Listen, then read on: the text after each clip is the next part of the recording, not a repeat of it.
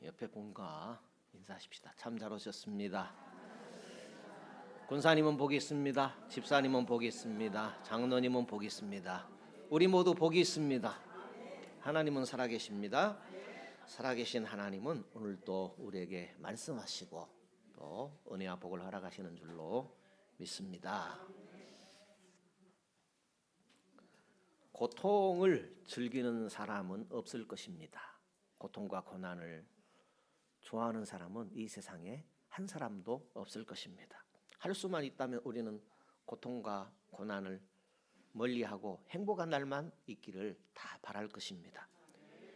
그런데 우리 본문에 보니까 사도 바울이라는 사람은 나는 이제 여러분들 때문에 여러분들을 위하여 받는 괴로움을 기뻐합니다 라고 말하고 있습니다. 참 이상하지 않습니까? 이렇게 이상한 사람도 있을까요? 괴로움을 기뻐한다니 말입니다. 자신을 위한 괴로움도 아니고 다른 사람을 위하여서 받는 괴로움을 기뻐한다고 말씀하고 있습니다. 쉽게 이해가 되지 않습니다. 자신을 위한 고통도 싫은 법인데 남을 위한 고통을 당하는데 기뻐한다. 쉽게 받아들여지지가 않습니다. 여러분은 이런 바울의 모습이 납득이 되어지십니까? 여러분들의 괴로움을 내가 짊어지게 되어서 참으로 기쁩니다. 이렇게 누구에게 말할 수 있겠습니까? 바울이 골로새 교회의 신자들 때문에 당하는 그 괴로움을 기뻐한다 했을 때 우리가 참 도대체 뭐 때문에 기뻐하는가 궁금하지 않습니까? 바울이 골로새 교인들 위해서 받는 괴로움을 기뻐한다라고 했을 때에 이유가 있었습니다. 지금 바울이 당하는 괴로움은 주님이 세우신 교회를 받는 고난이었습니다. 바울은 교회를 위해서 받는 괴로움이 주님을 위해서 당하는 괴로움임을 알았습니다. 바울은 그렇게 예수님의 고난에 동참하게 되는 것을 기뻐했던 것입니다. 베드로도 똑같은 고백을 했습니다. 신자의 삶이란 이런 것입니다 하고 베드로전서 4장의 13절에 14절에 이렇게 기록해 놓았습니다. 오히려 너희가 그리스도의 고난에 참여하는 것으로 즐거워하라. 이는 그의 영광을 나타내실 때에 너희로 즐거워하고 기뻐하게 하려 함이라. 너희가 그리스도의 이름으로 치욕을 당하면 복 있는 자로다.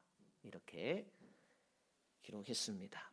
바울도 베드로도 예수님의 고난에 동참하게 되는 것을 기뻐하였습니다. 교회를 그리스도의 몸이라고 사도 바울은 표현했습니다. 예수님의 몸처럼 소중한 것이 이 세상 어디에 있겠습니까? 그런데 교회를 예수님의 몸이라고 하고 있습니다. 교회는 우리 지금 가까이 하는 우리 눈에 보이는 것이 교회입니다. 더 실제적으로 예수 믿는 사람들을 교회, 예수 믿는 사람들이 모인 곳을 교회라고 합니다. 그리스도인 한 사람 한 사람이 예수님의 몸이라는 말씀입니다. 예수님께서 온 몸으로 고난을 받으셨습니다. 예수님의 고난과 죽으심의 결과로 교회가 탄생했습니다. 교회는 예수님의 피값으로 세워졌습니다. 한 피바다 한 몸 이룬 그리스도인들이 모여서 예수님을 섬기는 것이 교회입니다. 그러므로 교회가 고난을 받으면 그것은 예수님께서 고난을 받으시는 것입니다. 그 고난에 동참하는 것은 예수님의 고난에 동참을 하는 것입니다. 예수님은 이미 영광을 받으신 만왕의 왕이요 만주의 주이십니다. 우리가 만왕의 왕, 만주의 주이신 예수님의 고난에 동참할 수만 있다면 또 그분의 피값으로 세우신 교회에 어려운 일에 우리가 동참할 수 있다면 그것은 더함 없는 영광일 것입니다. 주님의 몸된 교회를 위하여 일할 수 있는 것은 참으로 영광스러운 일이 아니겠습니까? 예수님의 몸된 교회를 세워가려고 우리에게 직분을 주셨습니다. 각자에게 주신 직분에 따라서 그에 합당한 헌신과 섬김으로 건강한 교회를 세워가야 할 것입니다. 직분을 감당할 때 받는 괴로움은 예수님의 고난에 동참하는 것입니다. 그러니 기뻐할 일입니다. 우리가 각자에게 주신 직분에 따라서 고난에 동참하는 정도도 다르다라는 사실을 기억해야 할 것입니다. 아직 교회에서 직분을 받지 않았다 할지라도 우리는 하나님으로부터 그리스도인이라 하는 거룩한 존귀한 직분을 받았습니다. 그리스도인은 내 마음대로 살아가는 사람이 아닙니다. 그리스도인은 죄를 내 마음대로 짓는 사람이 아닙니다. 그리스도를 닮아가는 거룩한 직분을 받았습니다. 어떤 직분을 받았든지 간에 신자에게는 거룩한 의무가 주어집니다. 신자의 하는 모든 것들은 거룩함에 속한 것입니다. 우리 예배가 거룩함에 속한 것이고, 또 우리 말이 거룩함에 속한 것이고, 우리의 행동이 거룩함에 속한 것이고, 신자의 먹든지 마시든지 무엇을 하는 것이든지 다 하나님의 예배에 해당하는 거룩함에 속한 것이다 라는 것입니다. 신자에게는 이렇게 거룩한 의무가 주어지게 됩니다. 그리고 직분에 따라서 감당할 정도도 다르다라는 것입니다. 그 직분을 잘 감당하도록 내 속에서 역사하시는 예수 그리스도가 있습니다. 주님의 몸된 교회 안에는 역사하시는 분이 계십니다. 바로 예수님의 능력으로 함께해 주시는 것입니다. 우리는 예수님의 능력이 교회 안에 역사하고 있다는 사실을 꼭 기억하셔야 됩니다. 주님의 교회를 예수님의 능력 안에서 세워가야 하는 것입니다. 주 안에 사는 수고는 희생도 따르고 괴로움도 따르기 마련입니다. 그러나 주님은 주님의 일을 우리에게만 맡기지 않으시고 주님 친히 일하신다는 사실입니다. 우리가 교회 일을 할 때에 겉으로는 힘이 들고 괴로울지도 모르겠지만 성령의 능력이 함께해 주십니다. 그리고 무엇보다도 성령으로 함께 하시는 이 예수님의 능력은 교회가 예수님을 전할 때, 복음을 전할 때, 전도할 때 가장 강하게 나타나는 것입니다. 오늘 골로새서 1장 28절을 보게 되면 이렇게 기록이 되어 있습니다. 우리가 그를 전파하여 각 사람을 권하고 모든 지혜로 각 사람을 가르침은 각 사람을 그리스도 안에서 완전한 자로 세우려 함이니. 복음은요, 그리스도 안에서 우리를 완전하게 한답니다. 우리가 전하는 복음은 완전한 사람 만드는 하나님의 방법입니다. 예수님의 능력을 믿고 받은 직분을 잘 감당할 때에 우리는 교회 안에서 꼭 필요한, 예수님의 교회 안에서 꼭 필요한 신자로 세워지는 줄을 믿습니다. 예수님께서 친히 고난의 열매로 그분의 교회를 세우셨습니다. 교회는 사람들이 모여 있는 것 같지만 그 교회는 예수님의 몸이라고 그랬습니다. 교회에 대한 잘못된 생각을 우리는 바로 잡으면서 신앙생활해 가야 합니다. 교회를 향한 부정적인 생각들은 예수님의 고난을 잘못 이해한 데서 비롯된 잘못된 생각입니다. 교회 때문에 받는 괴로움을 당연히 여기고 귀하게 여길 줄 알아야 합니다. 직분은 나를 위한 직분이 아닙니다. 교회를 위한 직분입니다. 직분 때문에 받는 고난은 예수님을 위한 고난이라는 사실입니다. 직분은 나를 통하여 주님의 교회를 세우려는 하나님의 섭리입니다. 여러분, 권사라는 직분 받으셨습니까? 집사라는 직분 받으셨습니까? 내가 그리스도인 됨을 믿습니까? 그것은 하나님의 교회를 세우려는 하나님의 섭리 속에서 주신 귀한 직분이라는 것입니다. 직분자들이 바로 세워지는 것이, 교회가 바로 세워지는 것입니다. 공무원을 잘 아시죠? 공무원은 공적 임무를 수행하는 사람입니다. 그런데 어느 누가 공무원이 되고 싶다고 해서 마음대로 공적 임무를 수행할 수 없죠. 공무원 시험을 치러야 될 것이고 그 시험에 합격해야 될 것이고 어느 부서에 가라는 임명장을 받아야 공적 임무를 수행하게 될 것입니다. 교회도 마찬가지입니다. 내가 하나님의 나라를 위해서 일하고 싶다고 해서 내 마음대로 일하는 것이 아니죠. 하나님께로부터 공적 임명장을 받아야 됩니다. 너는 하나님의 종이다라는 하나님의 종된 임명장을 받아야 주님의 교회를 위해서 일할 수 있습니다. 성령의 감동이라고 할까요? 하나님이 성령으로 내 삶 가운데 찾아와야 주님의 일을 하라고 내게 감동을 주셔야 내가 할 수 있는 것이지 내가 하고 싶다고 마음대로 하는 것이 아니라는 것입니다. 우리 여러분 뒷편에 보게 되면 방송실이 새로 마련되어 있는데 그 옆에 보게 되면 게시판에 제가 2장의 어떤 프랭카드를 걸어놨습니다. 거기에 있는 내용입니다. 구약 시대에는요, 하나님께서 직접 그분의 음성이나 천사를 통해서 직분자를 세우셨습니다. 예를 들자면 모세나 사무엘이나 다윗이나 아니면 여러 선지자들을 통해서 우리는 그 증거를 찾아볼 수 있습니다. 하나님께서 직접 부르시고 또 먼저 세우신 선지자들을 통하여서 기름을 부어서 하나님의 공직자로 임명해 하나님 나라를 위해서 일하도록 하셨던 것입니다. 예수 그리스도 오신 이후에는 성령님께서 직접 직분자를 세우십니다. 회중을 통해서 성령님께서 직분을 세우시죠. 회중들을 통해서 성령의 감동을 입게 하시고 직분자를 세우신다는 말씀입니다. 예를 들면 사도행전 8장에 보게 되면 성령과 지혜가 충만한 7 집사를 택할 때에 사도들이 직접 택하지 않았습니다. 성령께서 회중을 감동한 그 회중들을 통해서 성령과 지혜가 충만한 7 집사를 세우라고 한 것입니다.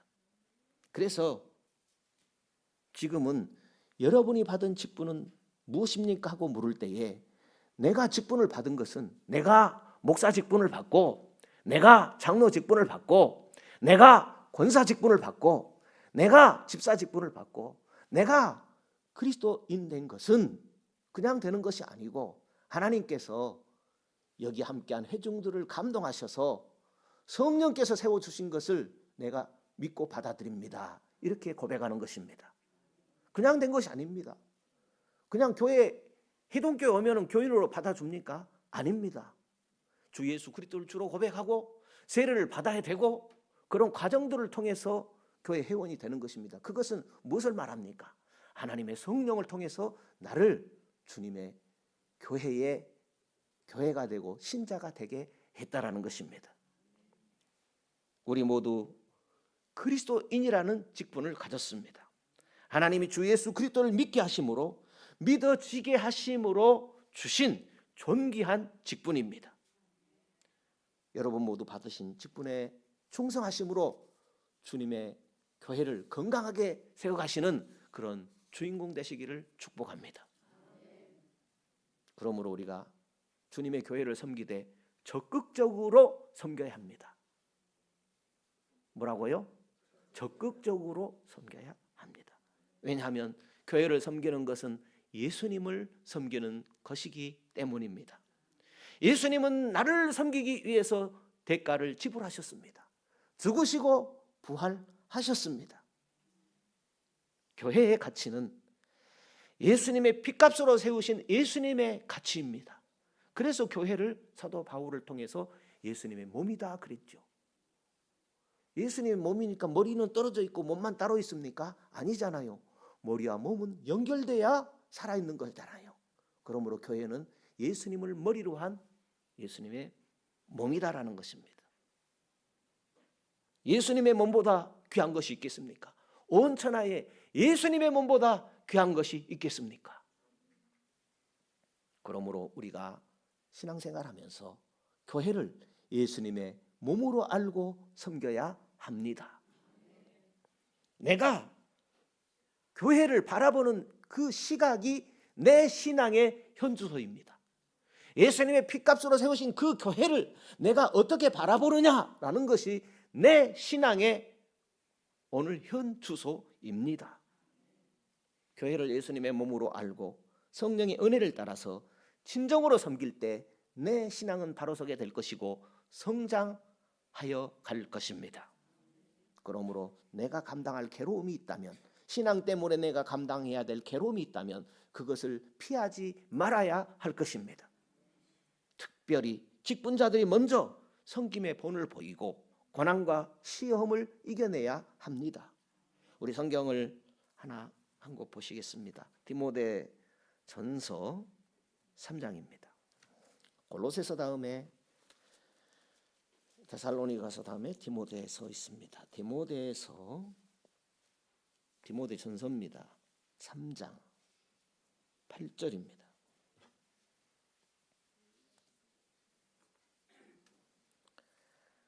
이렇게 되어 있습니다. 디모데전서 3장 8절에 이와 같이 집사들도 단정하고 일구이연을 하지 아니하고 술에 임박히지 아니하고 더러운 일을 탐하지 아니하고 깨끗한 양심의 믿음의 비밀을 가진 자라야 할지니 이에 사람들을 먼저 시험하여 보고 그 후에 책망할 것이 없으면 집사의 직분을 하게 할 것이요 여자들도 이와 같이 단정하고 참소하지 말며 절제하며 모든 일에 충성된 자라야 할지니라. 집사들은 하나님의 남편이 되어 자녀와 자기 집을 잘 다스리는 자일지니 집사의 직분을 잘한 자들은 아름다운 지위와 그리스도 예수 안에 있는 믿음의 큰 담력을 얻느니라. 믿음의 큰 담력의 사람으로 주께서 세워주시는 것입니다. 직분자들이 이렇게 충성할 때에 믿음에 굳게 세워지는 은혜가 있다라는 것입니다. 그러므로 직분자들이 먼저 짐을 질 때에 다른 이들도 같이 협력하여서 건강한 교회를 세워가게 될 줄로 믿습니다. 누군가의 희생과 수고 없이는 건강한 교회가 세워질 수가 없지요. 그런데 수고와 희생이라 할 때 그것은 당장 괴로움일 수 있지요.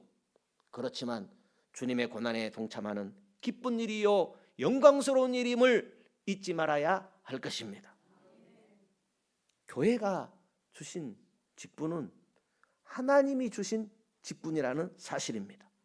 하나님의 성령이 내게 주신 일이다라는 사실을 잊지 말아야 합니다. 예수님은 고난만 요구하신 것이 아닙니다. 고난 후에 영광을 말씀하셨습니다. 고난 후에 영광일세. 고생과 수고가 다 지난 후 광명한 천국에 편이실 때 주님을 모시고 나 살리니 영원히 빛나는 영광일세. 영광일세. 영광일세. 내가 누릴 영광일세. 은혜로 주 얼굴 배옵나니 지극한 영광 내 영광일세. 예수 그리스도께서 고난 후의 영광을 말씀하셨습니다. 우리에게 직분을 주심은 교회를 통해서 영광을 받으시겠다라는 것입니다. 예수 믿는 나 그리스도인을 통해서 하나님 나라가 영광을 받으시겠다라는 것입니다.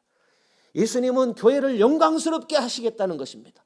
교회는 신자된 나를 영광스럽게 하시겠다는 것입니다. 주께서 맡기신 사명이 어떤 것입니까? 교회를 건강하게 세우는 것입니다. 나를 왜 그리스도인 되게 하셨습니까? 주님의 피값으로 세우신 교회를 아름답게 세우도록 하기 위함입니다. 괴로운 일이 많을지라도 주께서 힘주셔서 영광스러운 일을 잘 감당하게 하실 것입니다. 그러므로 우리는 괴로움 때도 기쁨을 잃지 않는, 주님을 잃지 않는 그런 신자로 살아가시기를 축복합니다. 예수님의 고난에 동참한다는 것은 교회다운 교회를 세우는 것입니다. 예수님의 고난에 동참하는 길은 건강한 교회를 세우는 것입니다. 교회다운 교회, 아름다운 교회를 세우는 것이 예수님의 고난에 동참하는 것입니다. 교회에 온전한 사람은 없습니다. 온전한 사람이 있다면 예수님이 피 흘릴 필요가 없지요. 교회에는 아직 성화 중에 있는 사람들이 가득 차 있습니다. 사실 온전한 사람 없습니다. 아무도 없습니다. 그러나 그 불완전한 사람을 예수님의 몸이라고 그랬어요. 불완전한 사람이 한 피바다 한 몸일은 주님의 몸입니다.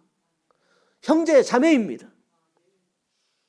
그러므로 불안하지만 부족하지만 괴로움도 잘 이겨내시고 내가 먼저 참아서 모든 일을 살리는 일에 잘 감당할 수 있도록 기도하면서 한 주간도 신앙에 승리하는 복된 성도 되시기를 축복합니다.